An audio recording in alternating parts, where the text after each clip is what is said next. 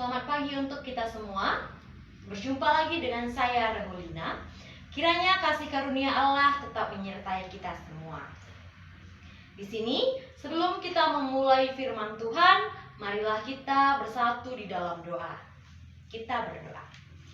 Tak henti-hentinya kami mengucapkan syukur kepadamu Tuhan, di mana pada kesempatan pada pagi hari ini Tuhan masih mengizinkan kami untuk bisa merasakan kasih karunia Tuhan. Tuhan, sebentar lagi kami akan mendengarkan sebagian dari firman-Mu. Kiranya Tuhan yang menyertai kami, Tuhan yang menyertai yang pemberita firman, agar apa yang ia sampaikan sesuai dengan kehendak hati Tuhan saja. Tuhan, kami juga berdoa untuk semua pendengar firman-Mu, kiranya dia mengerti dan berhikmat, agar dia mengetahui apa yang baik di mata Tuhan. Tuhan, inilah doa anak-Mu yang tidak sempurna, kiranya Tuhan yang menyempurnakannya. Di atas segalanya kami memohon hapuskanlah segala dosa kami, agar kami layak disebut anak-Mu. Di dalam nama Tuhan Yesus Kristus kami berdoa, amin. Ya, bahan kita hari ini, bahan nats bacaan kita diambil dari 2 Korintus 6 ayatnya yang pertama sampai dengan 10. Begini firman Tuhan. Paulus dalam pelayanannya. Sebagai teman-teman sekerja, kami menasihati kamu supaya kamu jangan membuat menjadi sia-sia kasih karunia Allah yang telah kamu terima. Sebab Allah berfirman, pada waktu aku berkenan, aku akan mendengarkan engkau, dan pada hari aku menyelamatkan, aku akan menolong engkau. Sesungguhnya, waktu ini adalah waktu perkenaan itu. Sesungguhnya, hari ini adalah hari penyelamatan itu. Dalam hal apapun kami tidak memberi sebab orang tersandung, supaya pelayanan kami jangan sampai dicela. Sebaliknya, dalam segala hal kami menunjukkan bahwa kami adalah pelayan Allah, yaitu dalam menahan dengan penuh kesabaran dalam penderitaan, kesesakan dan kesukaran, dalam menanggung dara, dalam penjara dan kerusuhan, dalam berjerih payah, dalam berjaga-jaga dan berpuasa, dalam kemurnian hati, pengetahuan, kesabaran, dan kemurahan hati, dalam Roh Kudus dan kasih yang tidak munafik, dalam pemberitaan kebenaran dan kekuasaan Allah, dengan menggunakan senjata-senjata keadilan untuk menyerang ataupun untuk membela, ketika dihormati dan ketika dihina, ketika diumpat atau ketika dipuji, ketika ditangkap sebagai penipu namun dipercayai, sebagai orang yang tidak dikenal namun terkenal, sebagai orang yang nyaris mati dan sungguh kami hidup, sebagai orang yang dihajar namun tidak mati, sebagai orang yang berduka cita namun senantiasa bersuka cita, sebagai orang miskin namun memperkaya banyak orang, sebagai orang tak bermilik sekalipun kami memiliki segala sesuatu. Demikian firman Tuhan untuk hari ini. Di sini kita melihat di dalam perikopnya itu adalah Paulus dalam pelayanan kita. Dan tema kita hari ini adalah pelayan Allah yang memiliki integritas. Muncul pertanyaan besar, bagaimana sebenarnya yang dikatakan pelayan Allah yang memiliki integritas? Apabila kita menggali lagi lebih dalam, maka kita akan menemukan pengertian dari integritas itu adalah apabila kita melihat dari sudut pandang etika, maka pengertian dari integritas itu adalah segala suatu sifat yang jujur dan juga memiliki moral yang tinggi dalam kehidupan. Nah, namun kita juga akan melihat pengertian dari pelayan Allah. Banyak sekali pada zaman sekarang ini orang-orang menafsirkan atau bisa dikatakan mengartikan seorang pelayan Allah itu adalah hanya segelintir orang atau kegiatan yang dilakukan di dalam gereja saja. Namun, itu tidak benar. Pengertian seperti itu akan membawa kesesatan pada zaman berikutnya. Pengertian dari pelayan Allah adalah bagaimana seseorang itu mampu untuk berbicara dan juga berperilaku dan juga berpikir tentang apa yang Allah inginkan dalam kehidupannya. Nah, selanjutnya di sini, di dalam nats ini, kita membahas tentang tokoh Paulus.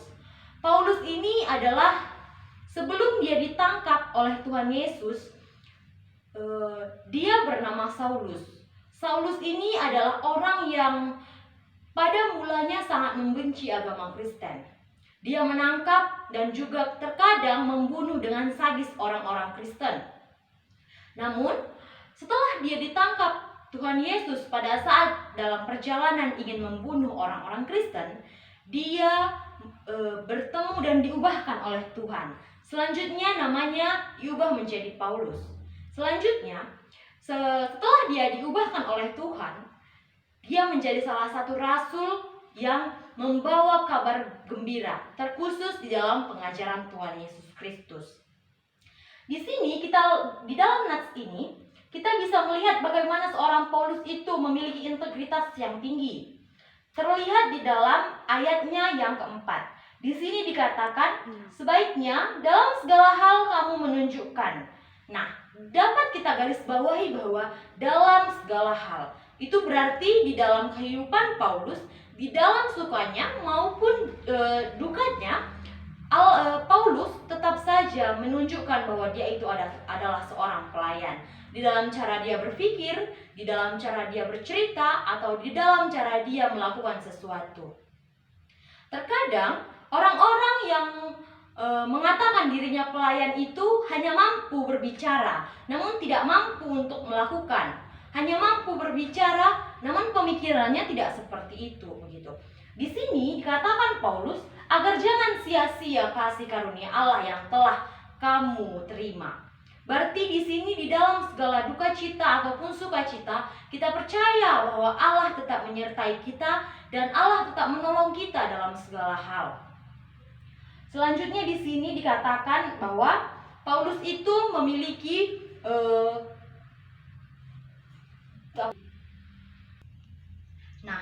banyak sekali sekarang pelayan-pelayan ataupun orang-orang Kristen menganggap bahwa ya sudah, saya kan bukan pelayan Allah, saya bukan bekerja di gereja, jadi saya bukan dikatakan pelayan Allah. Sama seperti yang kami katakan tadi bahwa pelayan Allah itu bukan hanya seorang yang bekerja dalam lingkungan gereja, bukan sebagai penetua, bukan hanya sebagai guru agama ataupun apapun itu yang hanya bekerja dalam lingkungan gereja. Namun pelayan Allah itu setiap orang yang memang memperlakukan dirinya itu sebagai pelayan bagi Allah, memperlakukan pemikirannya, memperlakukan pembicaraannya, dan memperlakukan apa yang dia lakukan dalam kehidupannya sehari-hari itu sebagai apa yang Allah kehendaki. Jadi apabila selama ini di dalam ayat yang kedua tadi dikatakan bahwa kita telah menerima kasih karunia dari Allah, kita tidak boleh hanya menerima. Tidak boleh hanya, ya sudah, Allah sudah memberikan saya kasih karunia, saya sudah stop sampai di situ. Namun kita harus tetap menjadi pelayan Allah dengan cara kita melayani orang-orang di sekitar kita. Contohnya, dengan cara memberitakan firman Tuhan, dengan cara berbuat baik, dengan cara berpikir dengan baik, sesuai dengan kehendak hati Tuhan. Itu adalah cara-cara yang baik untuk kita melakukan dan menjadi pelayan Tuhan. Agar apa? Agar tidak sia-sia kasih karunia Allah yang kita terima. Begitu juga kita harus menekatkan di dalam diri kita seperti yang dilakukan Paulus. Paulus berpikir bahwa di dalam setiap hal atau di dalam setiap kegiatan hidupnya, bahkan di saat dia tidak sadar pun atau di dalam duka cita sekalipun, Paulus tetap memberikan yang terbaik bagi Tuhan. Paulus tetap membuat yang termulia agar dia terlihat seperti pelayan Allah, agar termulia nama Allah di dalam kehidupannya, dan melalui itu juga kita dapat melihat dan memperkenalkan Allah kita yang baik kepada setiap orang-orang di sekitar kita. Selanjutnya kita banyak melihat bahwa terkadang seorang Kristen itu memiliki hati yang belum mampu untuk menjadi pelayan begitu. Namun kita harus bisa menjadi seorang pelayan itu. Karena apa? Karena kita telah menerima kasih karunia Allah dan tidak boleh kita sia-siakan kasih karunia Allah itu. Kita sering melihat bahwa banyak orang-orang Melalui nats ini juga dapat kita lihat dalam ayat 7, di sini dikatakan dalam pemberitaan kebenaran dan kekuasaan Allah, kita diperlengkapi dengan senjata-senjata untuk melawan dan juga untuk membela. Pelayan Allah adalah pelayan-pelayan yang sudah diperlengkapi Allah untuk menjadi pelayan dan teman sekerja Allah. Di sini terkadang kita mengalami banyak tantangan, rintangan, bahkan penolakan di dalam pelayanan kita.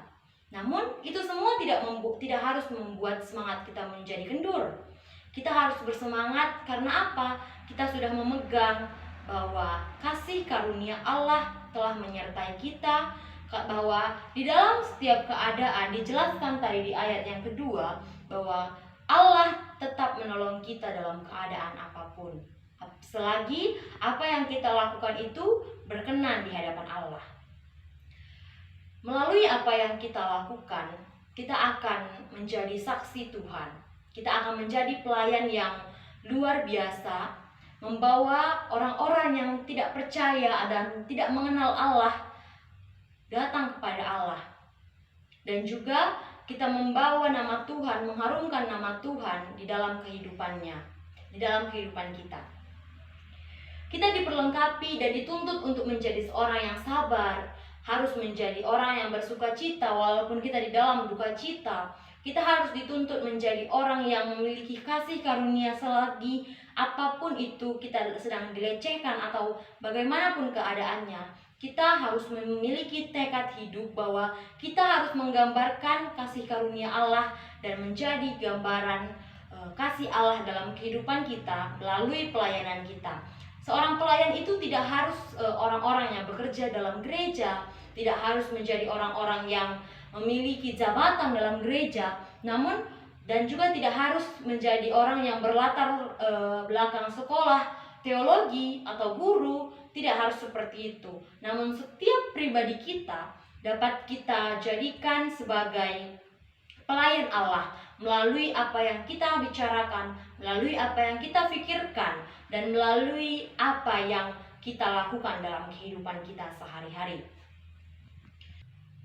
Nah, melalui apa yang telah kita dengarkan melalui firman Tuhan ini tadi, kita harus mencari dan menggali dalam diri kita sendiri. Apakah kita selama ini sudah menjadi seorang pelayan Allah yang memiliki integritas? Atau kita hanya berpikir bahwa pelayan itu bukan menjadi milik kita atau bukan menjadi bagian dari kita sebagai anak-anak Allah? Apabila masih seperti itu jalan pikiran kita, maka sudah bisa diubahkan melalui saat ini bahwa kita adalah bagian dari pelayan. Kita harus mengambil bagian di dalam pelayanan Allah, agar melalui kehidupan kita, melalui cara berpikir kita, kita menunjukkan bahwa kita adalah saksi dan pelayan Allah di dalam hidup ini. Tidak harus menjadi pelayan, tidak harus menjadi orang yang berlatar belakang teologi, namun melalui kehidupan sehari-hari, melalui apa yang kita bicarakan, dan melalui orang bisa melihat kita di dalam kehidupan kita, itu sudah menjadi pelayan Allah. Karena sama seperti yang kami katakan pada awal tadi, bahwa pelayan Allah itu adalah orang-orang yang berpikir dan juga berbicara dan juga berperilaku sesuai dengan kehendak Allah saja.